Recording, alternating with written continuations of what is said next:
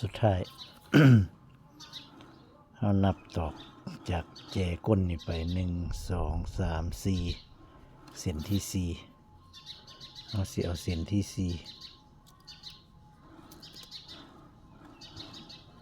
นี่เส้นที่4แล้วเราก็แทงออกมาแต่ทางใน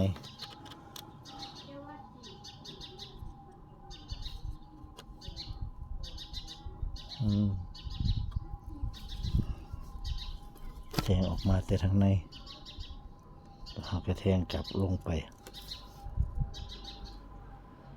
แทงกลับลงไปเฮี้ยงกันนั่นแหละ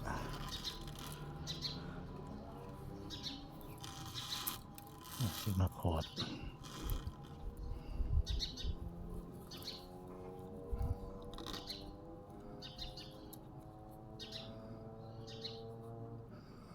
ขอดบ่วงหูดขอดให้มันหูดเขาได้มัดบ่ให้มันหลุดแต่ว่าเห็ดเป็นบ่วงหูดนี่พอขอดทั้งสิ้นแล้วเราจะอยู่เข้าไปจึ๊บ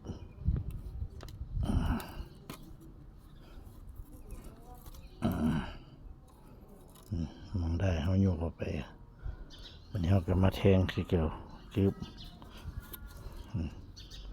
แทงขึ้นมาปุ๊บ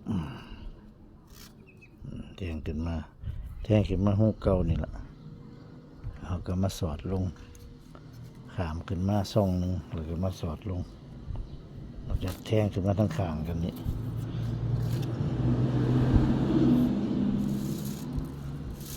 ปุ๊บดึงได้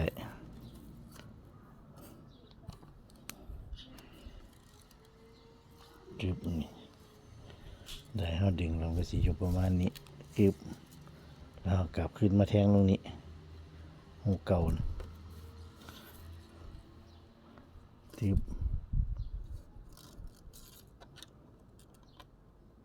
เราจะจับขึ้นมาหูเก่านี่อีกนี่จึ๊บนี่แทงลงนี้เราจะดึงขึ้นมาหูเก่านี่ละเพื่อเฮาสีเห็ดให้มันขาม2 ช่องเลขนี่มันจะเป็นกากบาทกากบาทไว้นี้ที่เลขบัดนี้เฮาก็สิมาลงหูนี่พี่มันถัดกันขึ้นมาหน่อยหนึ่งเราก็จะขึ้นมาเฮี้ยงกันนี้ขึ้นมาเฮี้ยงกันนี้จึ๊บ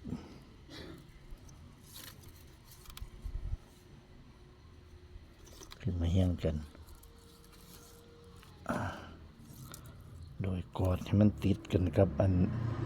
นั่นไว้แล้วก็ขึ้นลงมาลงเสร็จลุมพี่อีกบนจึ๊บ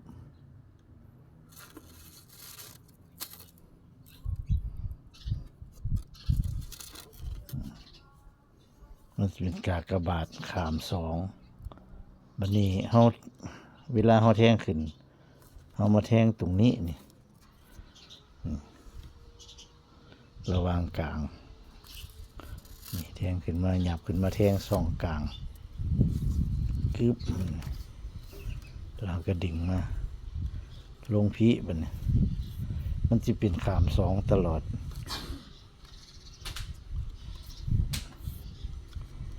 มันจะเป็นขาม2ตลอด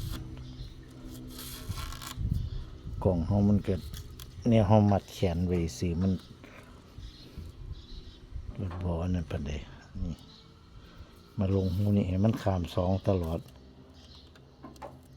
เราก็หยับขึ้นมาช่องหนึ่งนี่ลงหูนี่ลงหูนี่แต่ว่ามาขึ้นหูนี่ขึ้นหูนี่แล้วก็มาลงหูนี่อีกหยับขึ้นมานี่ถักจุงล่างถักจังถักบ่ให้เฮาหัดไม่ตอกสารเนี่ยมันห่างนะเอาสารบ่คุ้งกันมันห่างหัดให้มันติดกับตอกสั่งไว้หัดใส่ตอกสั่งไว้บ่ให้มันตูดขึ้นตูดลงได้ เพิ่นเอิ้นถักจั่งหรือจูงนางกึบคือเก่านี่แหละให้มันขามสองตลอดขามเส้นนี้แล้วก็ขามแถวนี้แถวนี้แถวนี้ลงพี่มันนี่ก็มาขึ้นมากวาดเอาอันตอกสั่งมันนี่เราไว้ลงขางนี่ไปขึ้นขางนั่นเห็นบ่ลงขางนี่ไปขึ้นขางนั่นแล้วก็ดึงอันดึงแห้งอีหลีก็ตอกสั่งตัวนี้มันอาจสิขาดได้เลยพี่น้องแต่ว่าคันดึงซ้ำใดซ้ำหนึ่งนี่บ่ขาดดอกแล้วก็ขามสองขึ้นมาบัดนี้มาขึ้นพี่บัดนี้ลงซ่องนี่มาขึ้นซ่องนี่ขึ้นไฟนั่นยับขึ้นมาอีกตาหนึ่ง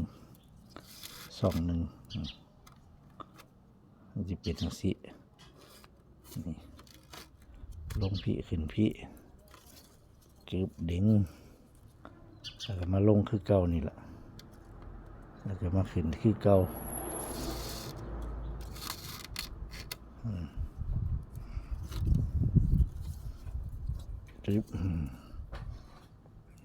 มาลงพี่ขามมาแล้วก็มาขึ้นนี้ขึ้นตาทัดมาเลี้ยงกันมาดึงมาลงนี้มาขึ้นนี้จิบลงนี้อีกแล้วมาขึ้นนี้อีกจิบจะเป็นอย่างสี่ตลอดมันสิยับขึ้นมาเรื่อยๆให้มันขามสองอยู่ตลอดจิบ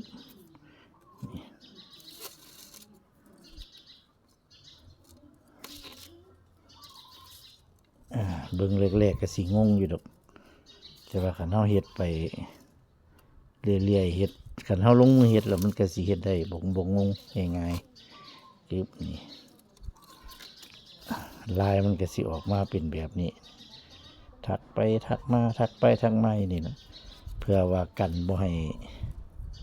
ไม่ตอกที่ห้อตอกสารห้อที่ห้อสารไว้นี่บ่ให้มันตูดขึ้นตูดลงเลยกันตูดไว้คันมันเหาะลงไปมันก็สิห่างทั้งเชิงปวดนี่ห้อสารมันบ่จอดกันนี่ปอกหาสารให้มันมีช่องว่างให้มันห่างให้อากาศเข้าได้เป็นว่าย่ำไปหาปูหาปลาใส่ปลามันบ่ค่อยตายมันมีอากาศลง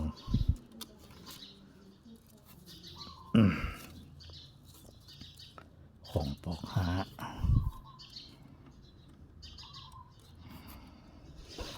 แบบเก่าตลอดชิบ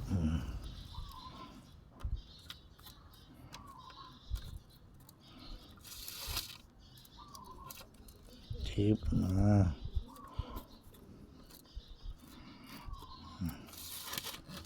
คนเห็ดไว้ก็จิบเอานี่ปึ๊บ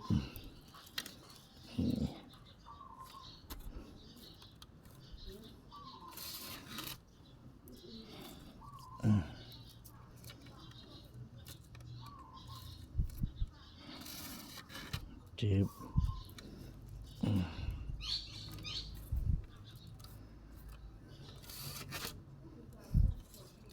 ดึง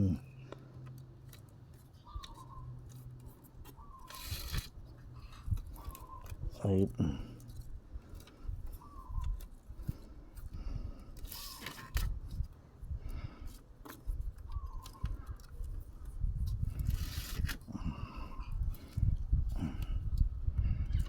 ยามดึงเขาก็ดึงประมาณหนึ่งอย่าไปดึงยางใหญ่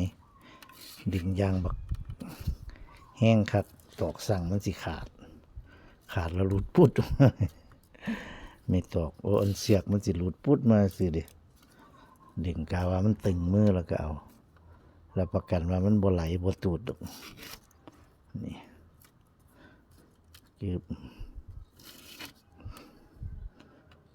ประมาณนี้ไป พาเฮ็ดแบบนี้เขาก็เฮ็ดน้ำเพิ่นนั่นแหละผู้เฒ่าเพิ่นพาเฮ็ด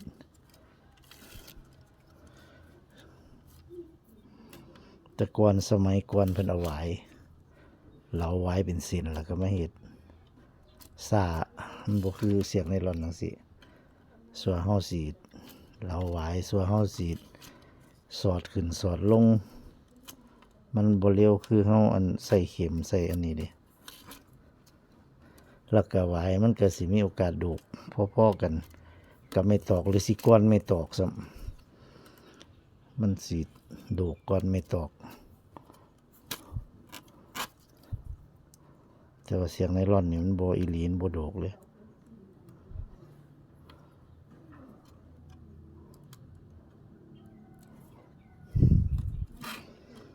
ตอนเฮาเฮ็ดมาแล้วก็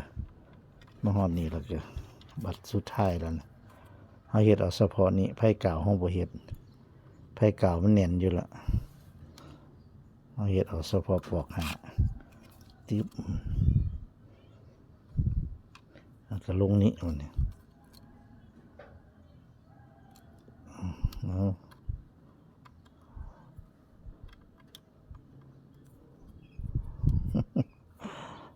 ตามที่จริงมันมาผิดมันขึ้นมาผิดนี่บ่ถูกเอาไหม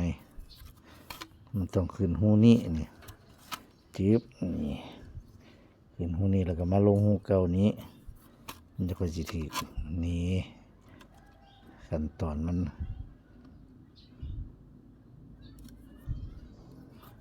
คือเป็นอันนี้บัดนี้บัดมันจอดแล้วบัดนี้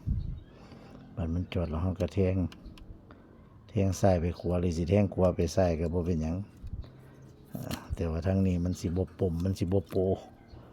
นี่หัดไว้แล้วเฮาก็มาแทงข้างนี้อีก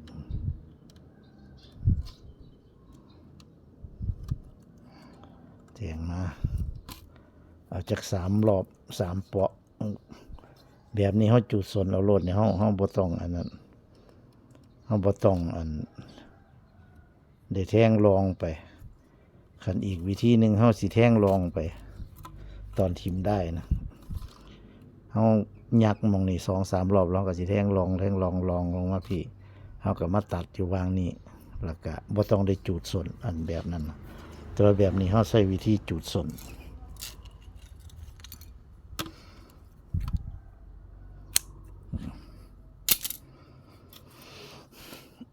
จุดส่วนเฮาก็เอาไฟแสกนี่นะเฮาจุดธูปก็ได้จุดใส่ธูปแล้วเอามาจุใส่มันสิบ่ได้ผิดพลาดไปใหม่มองเฮาที่บ่ต้องการให้มันใหม่หันขาดถ้าเฮาบ่จุดธูปเฮาก็เอาแบบนี้แต่ว่าระมัดระวังเอาจุดแล้วเฮาบีบใส่ไว้ให้มันเป็นปมหัดไว้มันสิบ่แล่นออกคันเฮาบ่จุดส้นนี่ออกแน่นอนมันสิไหม้ออกมันสิหลุดออกมันบ่มีปม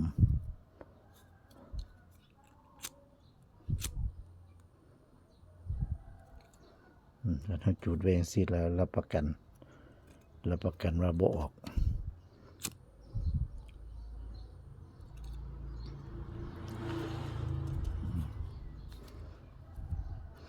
8 ขาพี่น้อง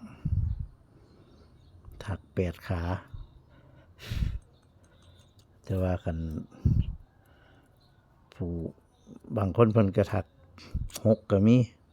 ของหน่วยซ้ำนี่หน่วยใหญ่อีหลีเพิ่นจะค่อยถัก8แต่ว่าของเฮาถัก8ไปเลยนี่เรียบร้อยหูแล้วหูนึงแล้วยังอีกหูนึงก็สิเฮ็ดให้พี่น้องบ้านเฮาได้เบิ่งกันเฮ็ดหูวิธีเฮ็ดหูสำหรับคลิปนี้ก็ให้เบิ่งซ้ำนี้ซะก่อนตอนถักจั่งถักจุงนางวิธีถักจั่งวิธีถักจุงนางนี่ล่ะคลิปต่อไปก็ติดตามต่อไปสวัสดีครับ